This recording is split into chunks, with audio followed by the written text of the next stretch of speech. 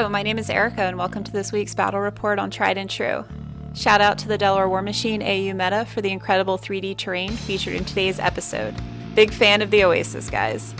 If you enjoy our content, please consider subscribing to the channel and keep up to date on our bat rep and podcast releases. If you would like to support the channel directly, a link to our Patreon can be found in the video description below. Our match today was recorded using the 2021-2022 Steamroller Rules Scenario 3 Spread the Net.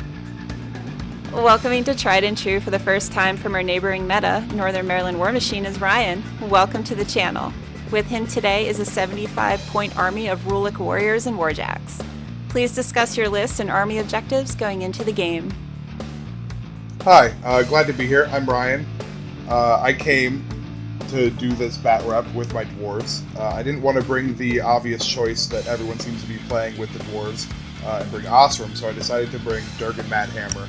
I like his spell list. His feat is strong occasionally, and I really like his ability that his whole battle group has continuous fire on their guns. So I wanted to be able to exploit that, so I brought 2 Avalanchers and then a whole bunch of the Grunback Gunners. The little gun bunnies, they'll be running all over the field.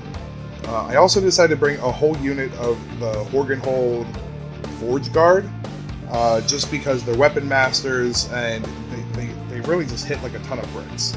On top of that, I brought Bamfist, Balthazar Bamfist, who is just going to help them kind of stay alive. I brought Hernan Jones just because he's a little bit of a wild card. I don't think people are used to seeing him on the battlefield. And so, I was hoping to catch Jack off guard here with it. And that's kind of the same reason I brought Gudrun the Wanderer. I feel like he doesn't get as much playtime as he deserves. He has really good potential, but just doesn't see the battlefield as much as I think. The other guys I brought is Harlow Hold'em High, just in case I needed a magical weapon, because Rulic famously doesn't have any magical weapons, so just in case I needed it, I had him. And then besides that, I brought some Tactical Arcanist Corps.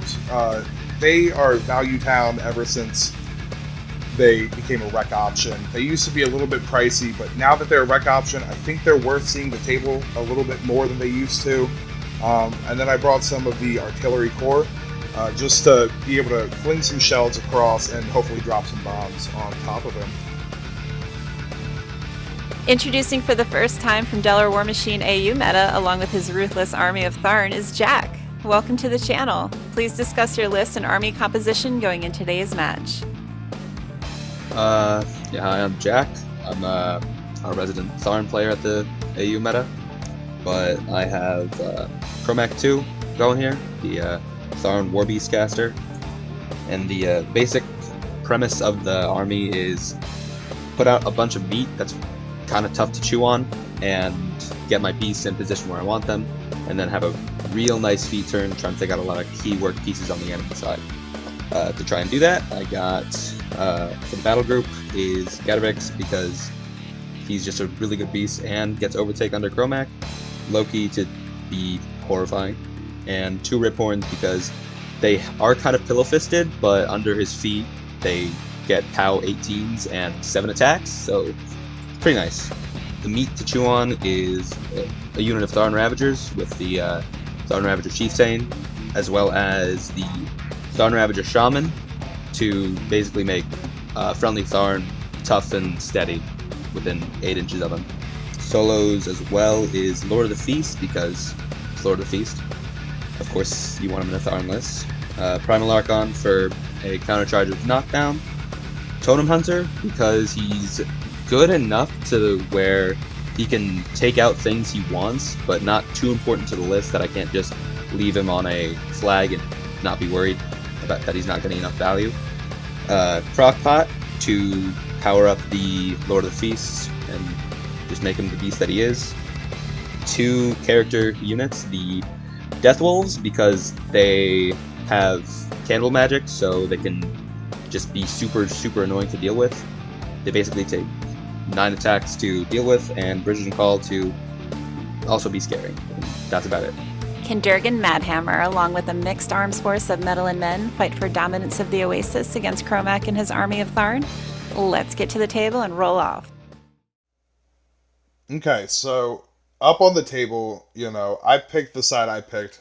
We got trenches over here on like the north side of the screen, and then we got a thing of rubble up, also up towards the north there. And then what's that over near you, Jack? What do you have down there? Got the house, which is gonna prove to be difficult later, but got forest on the south side and the big old oasis in the middle with a rock wall on the right. No, that whole forest, it's on fire, right? Oh yeah, that is something to mention. Yeah, yeah. And then over towards like the southwest side of the screen there, where I have that whole unit, you see that little thing bubbling out of that lake? That's actually an acid pond, which we needed a little bit of rule clarification on exactly how that worked because we don't play with it too often. But that was quite something to be dancing around, especially opening turn. And then the cloud at the very, very bottom. And then realizing I'm currently taking my first turn, I think the crock pot moved up and seasoned the sauce, gave some corpses to the Lord of the Feast, and I had to desecrate the pretty terrain to make playing easier. But trying to keep everything out of that forest that's on fire, determined the totem hunter could make it to that flag, whether it was walking and jumping or running to 14, you could make it there. Uh, and then move the death wolves into the forest to trigger their prowl. Uh, and they all have two corpses because of theme and candle magic, which just makes them super annoying to deal with.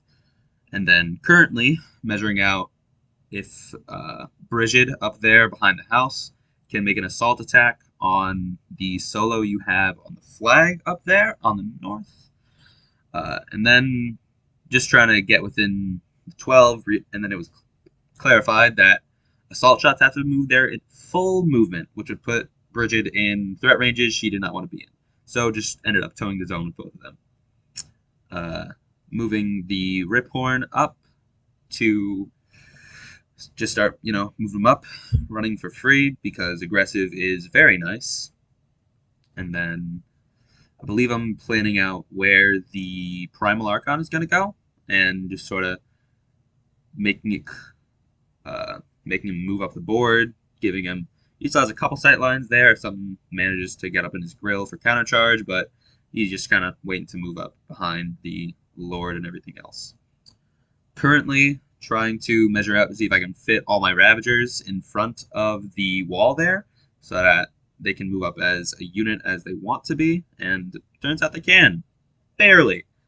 So just, moving them up as they're all, and they took the assault, trying to remember the word, press forward order as the unit, and then the Ravager Chieftain and Shaman move up, which gives tough no knockdown to the whole group. Moving the Riphorn, or the second Riphorn, up as well, and this is where I realized I deployed it not too good because that house is proving troublesome. Because I either have to play a beast behind the house, which is too far off to the side for them to be really impactful, and can't move them past the Riphorn. So just trying to kind of pack them in. I think Kromac dropped 2 there to account for the 2 Warp Wolves running. And this is me trying to decide where Loki's going to go and end up deciding for him to go towards the middle of the board. I think that's just me being exacerbated about the board, about the house, and then over to Ron. Alrighty, and this is me, first just seeing what he has where, asking all the important questions, what their threat ranges are, all that cool stuff. Um, and so, I asked about those guys in the forest a good bit because, if I remember correctly, Jack, they had stealth, right? Stealth in the forest because of Prowl, yeah. Yeah. And the only thing I could really do to deal with them was that Harlow Hold'em high, the little guy who's in that main circle already right in front of him. So I decided to bring up the Tactical Arcanist, And if I remember correctly, I'm pretty sure I popped smoke on him. And this took a little while because I, of course, am unprepared and didn't have any 3-inch rings or anything like that. So I had to borrow some from Erica here. There we go. And I figured doing this would create at least a wall of smoke just to at least prevent line of sight for charges, into that back line there. I figured if I can create that kind of wall, it should work okay. Because I was just concerned about those 3 up there. And, everything he has having Pathfinder, he can just move through all of that without any penalty. And then I went ahead, I started doing attacks on them with the Tactical Arcanist. Oh, wait, no, I'm sorry. Those attacks actually came from Harlow Hold'em High. It was ghost shots going in there, right? Yep, it was ghost shots going on the model all the way to the south there. I was able to drop 2 of the corpse tokens off of it. What you're seeing me do now, I actually have a unit of artillery down. They're off screen. I kept them out to the side, flanked like that, just so they can drop shots. With a range of 16, they can shoot across the board. I then grabbed the Forge Guard here, started moving them up, kept them base to base so that they get their armor bonus. And so I just kind of piled them up, got them into the zone, started kind of filling out that side of the board just to create a presence over there.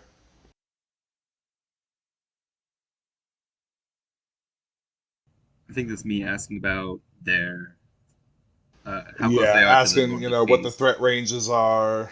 Yep. Yeah, I was very concerned about Lord of the Feast over there. I played against him, years ago, not even in Mark 3, but back in Mark 1. And he was a nuisance then, and to be honest, I'm not sure what he does now, but he's probably just as much of a nuisance. Definitely. And then I came over here. This was my first actual shot of the game. I moved Hearn and Joan up, and I decided to lob a scatter shot right there. So it, of course, falls short, and it has to deviate. And all I could hope for was give me a good direction and a good distance on these deviations on this scatter shot where I can knock out one of those 2 models up there. Because I know that, Jack didn't have much range on the board, and considering I had mostly range, it was advantageous for me to knock out anything he had as soon as I could. So, I got lucky rolls, deviated, and then when I ended up rolling damage on that one, it spiked really hard, and I managed to, kill that guy off with just blast damage. Yeah, Tharn small bases And have then, low armor. It's not good. yeah, and then if I remember right, the rest of the shots, I think just, dropped out and, didn't really do anything.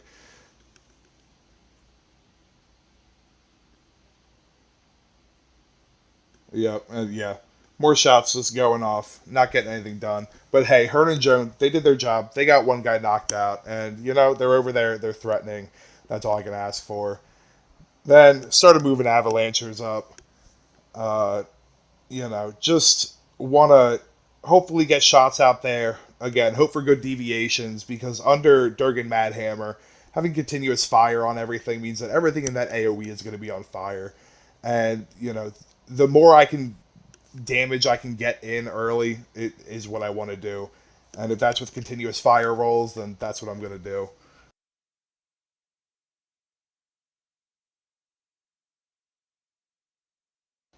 I don't remember if this ended up landing on anyone or not. I believe it did, and I got a few on fire. And it's also nice with the avalanches with Durgen because the gun inherently by itself knocks down, and then under Durgan, it's also on fire. So having knockdown and fire on one gun, to me, that's pretty strong. And then I went ahead, moved up my basher, which proves to, later in game be a decision I kind of regret putting him there. Um, but at the time, seemed like the smart move. Get him up there, threaten people with slams, and then after that, I think I just kind of move everyone up here. That's Durgan. You see me moving. He just kind of moves up. He casts Prime onto the Forge Guard down there. Just so that, if I run him up and Jack happens to kill one of them, it'll blow up in his face, literally. It'll blow up a power 14, and, just hope for the best. I figured I'd try to make it a unit that you don't want to really engage with because of that. And I think that tactic proved to work for the most part here. This is when I said that I ran through that acid bath and we didn't quite know the rules on it, and I ended up having to move it back because we thought it was just 1 point of corrosion damage, but it's continuous corrosion. So I ended up moving him back, and then figured, hey, I'll just keep him over with the Forge Guard. Even though Jack doesn't have range, if I need to shield guard something, I can. And he's just good to have over there to try and hold that zone on the south. And that was just another little gun bunny running up, and that was my turn. All right. I think I'm just getting all my stuff together, knocking down my theory pile, and then talking about trying to get the Death Wolves onto that heavy because they can do a good amount of work with just the 3 of them. Forgetting a rule that'll come back to bite me later. But they go in, and I think they do a healthy amount of damage, right? If I remember correctly, I think you get some damage in, and I think I actually show what's left on him after you get some damage. Oh, yeah, because his cortex is just crazy. Mm-hmm. It's a very odd spread. Yeah, so trying to get everything rolled here. I think I almost boost all of the damage because arm like 20 plus is annoying. The thing about them is they all have different damage numbers too, which just kind of makes it the math a little more difficult. But this early in the game, burnout isn't too bad, so just kind of getting it done. Figuring out you can boost damage on combo strikes, which is helpful to know. So yeah. I'm trying to think. I'm not even sure if you boosted that. You might have charged. That might have been a charge because I think. Yeah, I remember you asking if you can charge while doing a combo. Yeah, that's what it was. Not and boost. You were excited to hear that you could. Yeah, not boost because they have corpses still on them. My bad. Mm-hmm. Still, and then I think that's their activation, and then you explaining, yeah, I'm just gonna do this ability that's gonna hit them all with a POW 12 or something. Yeah, I was just gonna flak field. Yeah, which I forgot about and probably shouldn't have done that, but couldn't take it back. It all worked out anyway. Yeah.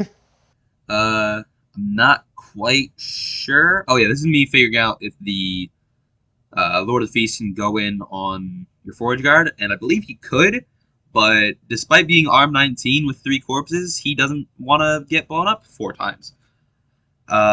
So just moving the Ravagers up to behind the forest. They can't all be out of your sight lines because the edge of the forest go kind of straight back at a certain point, but they have Tree Walker, so it's nice to just kind of set them behind it where you can't see them too well, but they'll be able to charge you when you get into threat range. Forget what's going on here, but this is me determining I should move them into the forest rather than staying behind it because just getting them up there is helpful, and I think I forget what the reasoning behind it was other than just moving them up. It did make for an intimidating wall of models, on the other side of that wall. Yeah. Which is kind of what they want to be doing. Clarifications that Prime is happening, or the rules on it, and then that is me moving the Lord of the Feast up and not checking the threat range, which was not good. And then I believe moving the Riphorn up next, if I remember my order of activation properly, which is unlikely. Okay, yeah, I think that is what I'm planning out here. And determining the threat range, which I think worked out to being the same for both of them. Or maybe I threat 1 inch more or something like that. Yeah, casting his retaliatory strike, which is his animus is ornery, and then moving him up a bit, and then checking the threat range on your guys, keeping slightly out of it, which I think was the better decision in the long run, because a bunch of, like, what was it, POW 14 Weapon Masters doesn't sound too good. Yeah, it was power 11 charging weapon masters that blow up a power 14 when you hit them. Yeah, So not too fun. yeah, that was the smart move. Intent is forward, but models are large, so getting the Primal Archon up has a nice big old sight line for countercharge if you can. And I think I moved to the meat and potatoes of the board. Most of my battle group, which is, I believe, casting Animus, and just kind of walking up as they can. And because Retaliatory Strike and Spiny Growth are pretty nice when you have models. Oh, and Hyper Aggressive with Field Marshal from Kromac just kind of makes it nice to, if you shoot me, I'm going to get in your face. But it didn't really come up too much because I think you missed the attacks, but they got hit with splash damage, so it wasn't. I couldn't move them up because they weren't directly hit. But the thought. Yeah. Yep. And I think at one point we were able to clarify that with the hyper aggressive, you have to make the full movement. And so I think at one point I did hit you, but you didn't actually make the full movement. Yeah. Because you wanted to move partially, just not all that way. Yeah, because moving 6 inches into charge range is not what you want. I think that was. I don't know what those rolls were, I'll be honest. Moving Kromac up. Then Getorix. Simple stuff. And I think Getorix did cast Spiny Growth, which is pretty nice because it shores him up to arm 19. And then just getting Loki into the zone, ready to threat something next turn if you can. Moving Call up, and then getting Corpse Tokens up, and forgetting and being graciously allowed to move my Crockpot up because they weren't doing anything else. And seizing the sauce. They did do something else. And that's turn. All right. And you moved so far up the board on that turn that I was kind of taken aback for a minute. So I know it took me a second here to kind of look at the board, kind of regroup and think of what my plan going into what you presented me is. Because man, it's a lot of hit points to just eat through, through all of your models, and then all of it having, even the infantry being multi-wound, and then I think it all had tough, or a lot of it had tough. Is that right? Yeah, all of it had tough except for, well, the Ravagers have tough, and then the main unit. So yeah, so that was definitely something for me to try and mentally think about here. And this was me. I was just taking a shot onto Totem Hunter with the artillery that's off screen. It didn't hit, but I thought, hey, maybe I can get some splash damage on it. Because, I was able to get, I forget what it's called off the objective, where I can ignore stealth and stuff like that. So I was able to take the shot on Eyeless Tight, I think. But, yeah, but, Totem Hunter lives to see another round here. Whoa. And so then I start seeing what else I can get going on. Always violently point around the tape measure. I'll say that. Always just violently shake it around the table. And so to touch on what you said before, moving Lord of the Feast up where you did, it ended up not being the best idea because no threat ranges were checked. So I went ahead and just charged up with them. Everyone else in the unit, the two of them were able to make it. Everyone else wouldn't make it, so they all just file in behind. And I go ahead and start rolling attacks on Lord of the Feast. And I think you said before, he was up at armor 19 at that point? So, charging weapon masters, having 4 dice at a power 11 is just brutal no matter how high your armor is. And when you only have, I think he has, what, 5 or 8 He has boxes on eight him? boxes, but it was I think 3 attacks going into him at 4 dice each at power 11. Right. Yep. So, it just, he wasn't there for too long. Then, bring an avalancher in and try and get a shot in here. Let's see if I can set him on fire. That's my only plan. My only plan was try and just keep the continuous effects going. I thought that would be really my saving grace in this fight, was just keep setting them on fire. I know you tried to not be set on fire because you didn't go into the fire forest, but hey, I can still get you Yeah. anyway. um, so I went ahead, I hit, I'm just making damage rolls. I centered it on the Ravagers there. And then looking around, seeing kind of what else I should do here, especially with these Tactical Arcanists. So I decided to swing them kind of up a little further, and then I shoot some fire shots into there.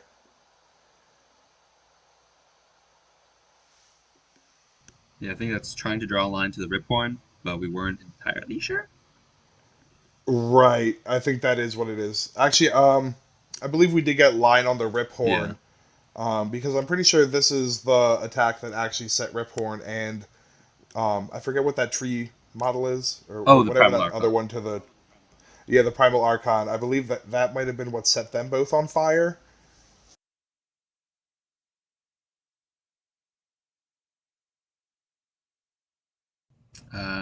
And I think he's just rolling damage on the fire, but it was just, set him on fire. Yep, it's not a strong attack, but being able to set on fire isn't too shabby here. And so here I go, still trying to set on fire. And this was, I think, the introduction to the Tharn Ravagers being super annoying because it's 5 damage, then tough check. If they tough, they don't get knocked down, and then they rapid heal. So they get like Yeah. 1 or 2 hit points instead of 4. Well, and on them, I've never seen so many tough rolls be made in my life. You made so many tough rolls on Yeah, these the dice guys. gods blessed me that day. For sure, they definitely were. They were with you. And then I move on to some other models. I think I'm just here taking a shot with Harlow Hold'em High, if I remember correctly. And Harlow's great because he can choose his 3 different shot types. He can ignore line of sight and cloud effects and cover and stuff like that. Or he can do an incendiary shot, which will just cause continuous fire, which, kind of stays with my theme here. And he can also make a shot that makes a model lose incorporeal, which is very nice considering he's the only thing in my army that can deal with an incorporeal model. Luckily, I wasn't, Jack, you didn't have any of them, so I lucked out there. Yeah. Was not Crix as And previously thought. yeah. And then moved Durgen up a little bit. I'm fairly certain I then took a shot from Durgen. I think I used a case cracker shot here, which just works exactly like an armor piercing. The power, I think, drops down to a power 7 shot and, cuts the armor in half. And then in come more gun bunnies, trying to set more things on fire and get a little bit more damage through while I can. Because, I could tell that at this point in time, I have a slight advantage because I have the range and I have just enough bodies up there to kind of stop you from getting to my range. But I knew that once we were fully engaged in melee, you would completely have the upper hand here. So I did my best to just completely avoid having to be in melee. And then this is also the turn where you'll see I have that basher surrounded by your 3 models. And what you'll notice during this turn is I don't do a single thing with that basher. I completely forget his activation. I've completely skipped over him at this point. And because I normally work from one side of the board to the other. So I worked from the south side, and I've gone all the way up. I even touched the basher, and just didn't do anything with it. Yeah, it was a little funny, but I also didn't realize Oh, until after the turn had ended. I'm pretty sure. yup. And so then here comes the fun shot. I'm pretty sure it's from Hearn and Joan again. Another scatter shot. This thing, it's a shot that I don't know about you, but I think it catches people off guard. Would you say it caught you off guard It a little definitely bit? did. It's just like, hold on. So it hits and then it scatters from the same point twice. Hold on. Yeah, yeah. It's absolutely, it's just such an odd shot, and then being able to have artillerist on that also, where I can re-roll direction or distance is really, really Yeah. nice. Just getting that to land wherever it can. But that's mostly. I feel like that's really good against single wound infantry, and considering you didn't have any of that really, uh, they didn't get the full bonus out of it, but they still did their job. And then in charged Gudrun the Wanderer. Um, I don't think this guy sees enough play. He has some power behind him, and some staying power because you found out you have to kill him twice. Yeah, that proved very Um, annoying. yeah, once you kill him once, he's knocked down and has all 8 boxes left. So he is a nuisance, especially if you just need a body to be somewhere. He's good to be that body because he will be that body for you twice. I think he's what, arm 15, 16? Yeah, I think about 16. Defense is like 13 or 14 on him. And then after I did the charge with him, I just moved up some more of the little gunners there. Took some more shots. Tried to set a few more things on fire. One of them hit. One of them missed. And more fire. More fire. And now, yeah, this was a shot coming from, I believe the Avalancher there. Again, just knockdown and fire on stuff is it's just really good to me. Like I think that's a solid plan. I don't know for sure. I'm definitely more of a casual player. When I see something like that, I like it. I don't look at things and say, "Oh, in a tournament this would be great." I say, "This sounds fun, so I'm going to do this." Um, and so sometimes it works out for me, sometimes it doesn't. And that was the end of turn. And I believe that is when scoring started. Right? Yeah, it was bottom of two. So I Yes. think you got up on me, I think, by two here, which Yes, is I not scored the nice. zone at the south and then my flag. Yeah, and you were contesting my zone and my flag, and then both of us are just kind of crashing in the middle on the circle. Hmm. Went over the non-activated jack. Decided, hey, I think I'm not going to let you take that back because that would lose 3 models. Um, and which I made up for later, definitely. And I believe just fire rolls happening, which I think you cleared more Ravagers with fire rolls than the actual attacks, which is Oh yeah. hilarious because they're only arm 15. They're not like monsters in the armor department. They just tough, and that's when I stopped making tough rolls. Uh, so yeah, keeping on going. More fire checks on beasts. I think the Riphorn got a tiny bit banged up. Uh, the chieftain got on fire. I don't even remember there was so much fire. And then I think I begin activations. Uh, oh no, this is a vengeance from the Ravagers because they're chieftain, Yes. Hmm. which is super nice because they go from threading 11 to threading 14, and it's easier to play them in a clump. One of them gets hit, and then they can all clear up charge lanes for each other. Making attacks on your driller in there, whatever had the drill, I forget what it's called. Yes. Yep. The Gordson Yeah. driller. I don't think I do too much to it, but damage is damage as it goes. But it's like what, arm 20 under the faction or under the theme. Yeah. Yeah. I think that's the end of my control. I hope. I don't know, because a lot of dice rolls happening.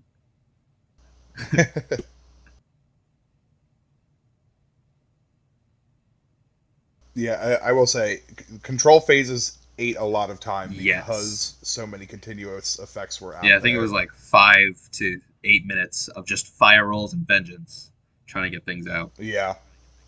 Uh, this is trying to figure out how um, I'm going to clear up Gudrun, which didn't end up going well. Trying to figure out what beasts are going to go for what jacks, because I'm trying to make this a feat turn, and on feat turn, I try to just throw my beasts into their jacks, because usually jacks or beasts can't hold up to the amount of attacks and the high damage. Um, and then being concerned with Gudrun, because feigned death is annoying. Um, removing everything that I need to remove.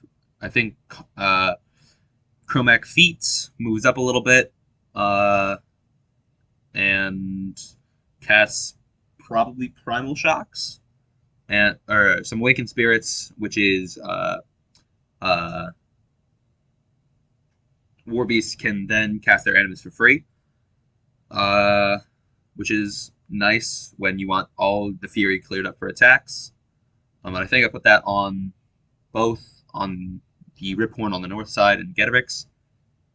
Um, then Call, charging Gudrun up there, trying to get the movement I can and to be able to get the third die on the damage and still be within threat. I think I hit, and then damage I just isn't cracked up to what I would like. I think I rolled like a 1 and a 2 on the damage there. Uh, and then I believe spending a corpse to make another attack, which I think the damage did kill him. It just feigned death, so I couldn't fully take care of him. Which kind of threw a wrench in the plan for getting my beasts where they want to be. He's good at being in the way. That is very true.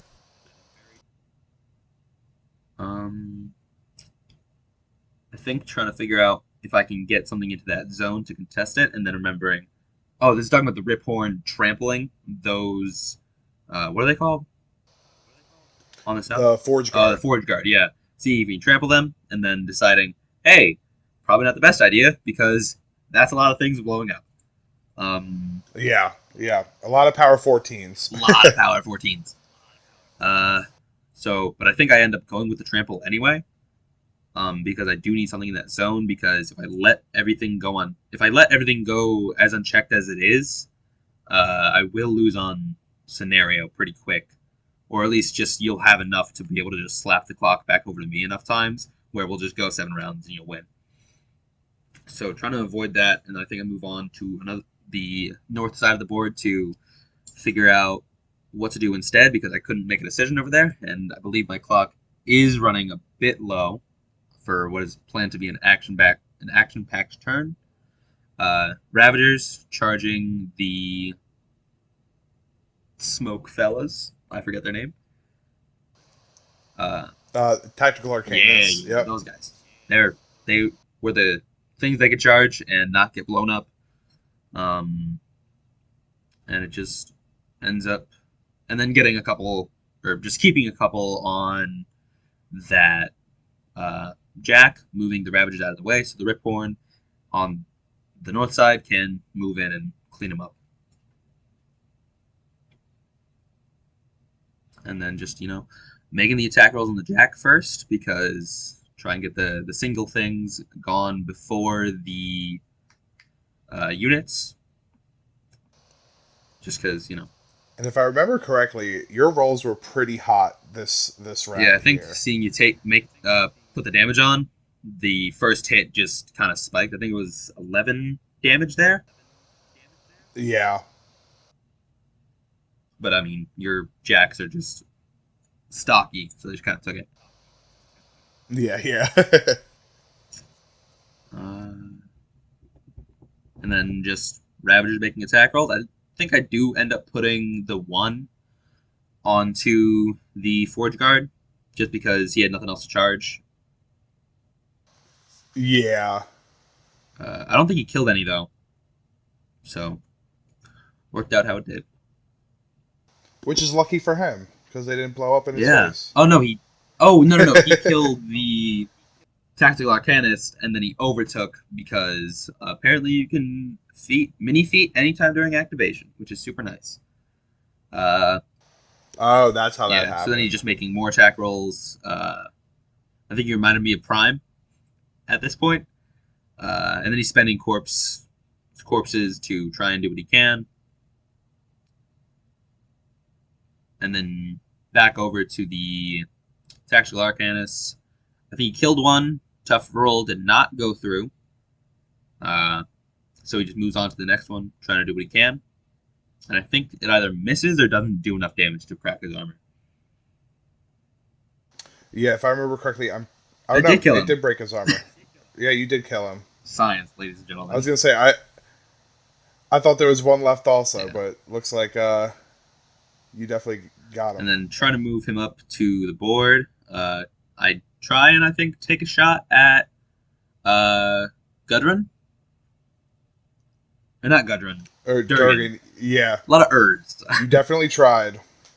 Yeah, I did try. I don't think I made it even past his defense, but dice game, and I don't think I was gonna do massive amounts of damage to him even then.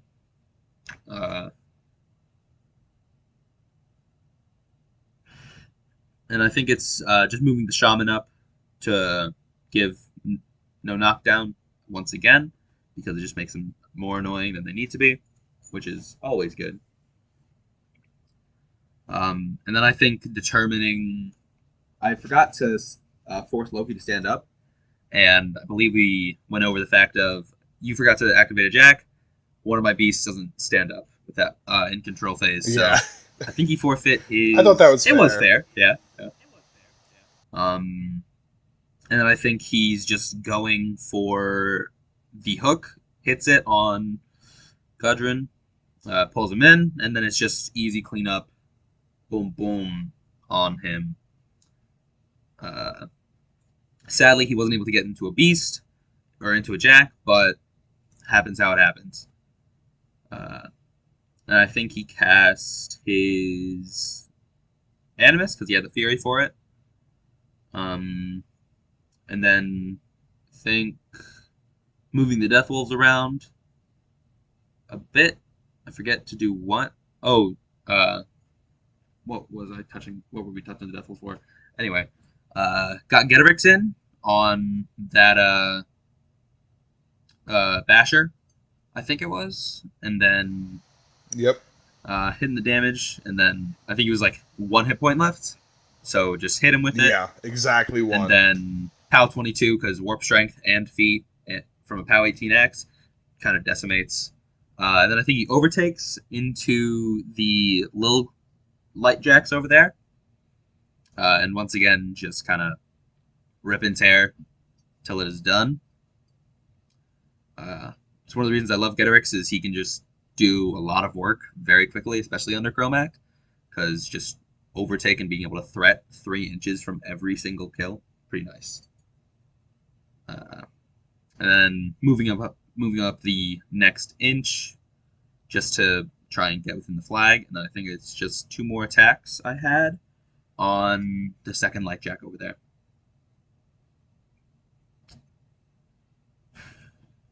Yeah, this is mainly me, one, clearing up jacks in space, and making sure I have that contested with something that might be difficult for you to deal with, and I think it did end up being a good choice.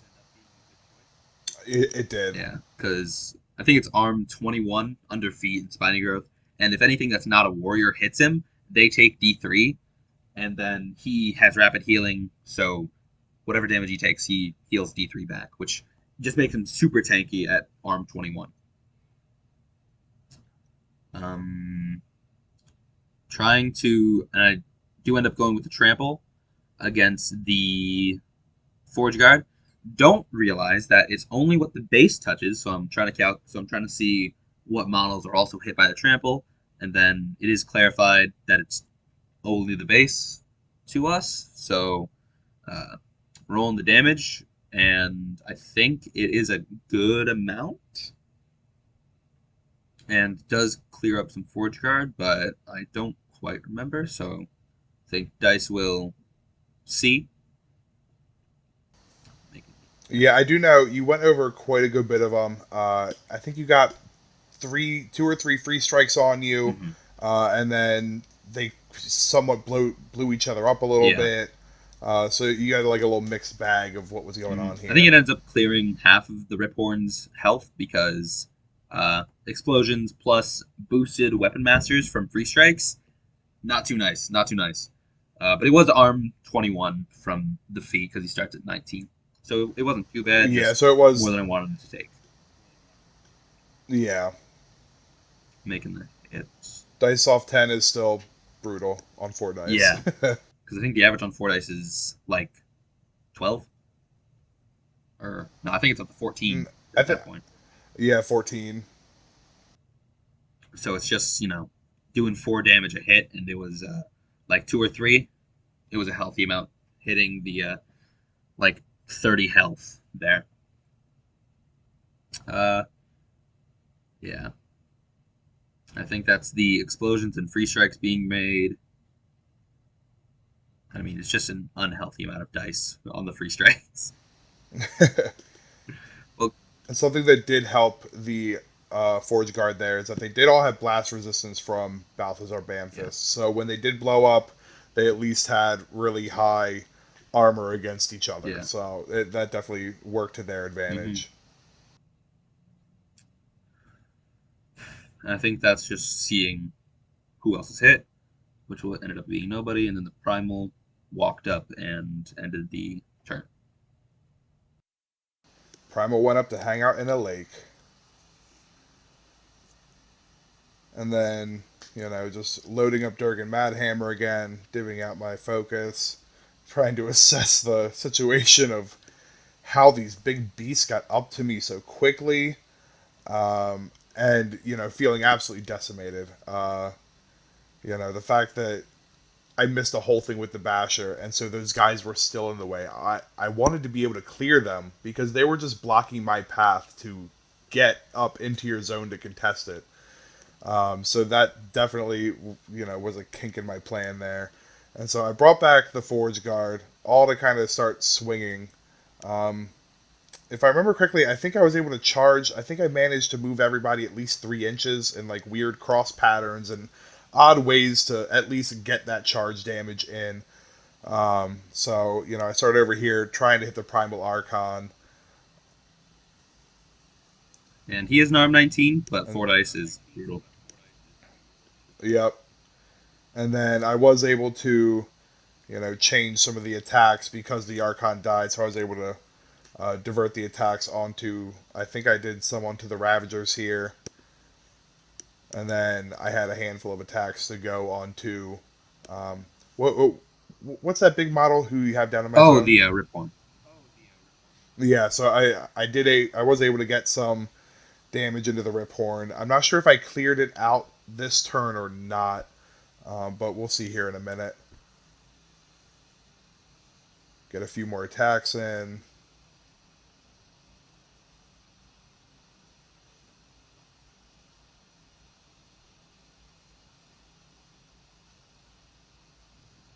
And he does get cleared. So, yep, I managed to clear him out. It took every attack I had over there, but I did manage to get it. I did have a last resort plan for over there.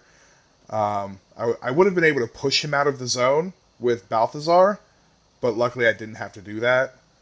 And then here you see me, again, just with the artillery off screen, trying to get a hit on Totem Hunter, and I think I probably shot him 3 or 4 times throughout this game, and I just couldn't get him. For the life of me, I just could not get him off of that flag. But I managed to stay there with 1 Forge Guard to contest it, and stayed, still tight enough as a unit to not fall out of formation there. So then I come over here. I'm pretty sure this is where I activated Durgen. And I decided to... I'm pretty sure this is where I decided to try and take a shot with Durgen. Oh no, I didn't. I just moved him to try and keep him safe because I realized how close you were with all of your guys. So I tried to move him and then just keep him loaded up on focus the best I could. I do think I might have still taken a shot here, even though it might not have been the best idea. And this was feet turn for me, but it ended up not really mattering too much. Durgan's feat just lets everybody has dual attack, and all AoE weapons have +2 attack and +2 damage rolls. So, you know, it's a small buff and gives you dual attack, but I didn't really get the most bang for my buck on it here. And so I decided I needed to just come over to that flag up on the north side of the table there, and I needed to just clear out some room on this flag. So if I remember correctly, I actually slammed that other rip horn. Hunt, is that what that is up there? That's Getorix. Getorix. I managed to slam him over into the rubble, which had him just far enough out of 4 inches to, you know, allow me to keep that flag. Very close. So I definitely got really lucky there. I think it was maybe like an 1/8 inch out. Like, it wasn't too far. And then I ran Hern and Joan up in just to have bodies in there contesting that zone, guaranteeing that you won't be able to score it when I pass turn here. And so at this point I felt pretty good that I'm able to hold that flag. I'm holding the zone to the south there with the Avalancher in there and some Forge Guard. And I'm stopping you from scoring your flag in your zone. So at this point I was feeling somewhat hopeful, even though you completely decimated a good chunk of my army, it felt like. Yeah. I'm also fairly sure both of our clocks are like sub 4 minutes here, which is just getting it's looking like mine's at 3.5 and yours at about 2.5.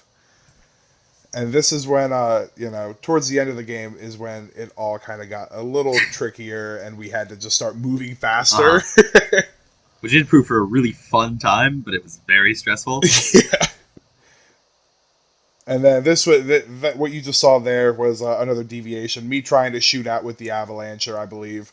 Just trying to set some more stuff on fire, get some damage in, anywhere I could. At this point in the game, I was desperate, just trying to clear out some zones, because I knew that anyone in that forest, all you would have to do is get your little toes in that square at the south of the screen there, and be able to contest that. So I was like, the most I can do to keep you out of there, the better. And then these 3 guys, I'm attacking again, and if I remember correctly, oh no, I did kill one. I was going to say, I think I went the whole game without being able to kill them. I thought they stayed there almost the entire game. Yeah, but I think you cleared 1, maybe 2?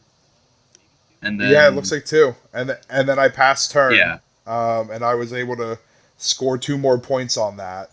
Yeah, and I think we both end up going really low on the clock, and we're both trying to... I think I have a couple minutes advantage, so we're doing fire rolls, and we just keep clocking it back and forth, just like, okay, you roll, okay, it doesn't go out, roll the damage. Okay. It was some of the fastest clockwork I've ever done. And I think throughout all of it, it managed to get down to, I think I had 2 minutes left, and you had 2 minutes and 9 seconds, and you had 23. So I was like, okay, I don't have to do much. I just have to I just have to contest his flag and then contest his zone, and then I'll just throw it over him. He has 20 seconds to try and deal with it. I don't think he'll be able to do it in time, and then he should clock out. And then I forgot to move the Totem Hunter up to the zone. Well, congratulations to Northern Maryland Warmachine for their first win on the Tried and True channel. Rai, it's always a pleasure to have you. It's always a treat having dwarves on the table. Jack, thank you so much for sharing your circle army. You and your dad do really, really good paint jobs on your stuff, so it's really cool to see your army growing and to get a new player to the game. So super exciting times. The other thing I really enjoyed about watching your guys' game is you could really see like the battle lines closing in on each other, which was pretty cool for a war game that sometimes you don't see that too much in, and a lot of power attacks this game. So thank you for the entertaining watch. So at this time, do you guys want to go ahead and talk about your game?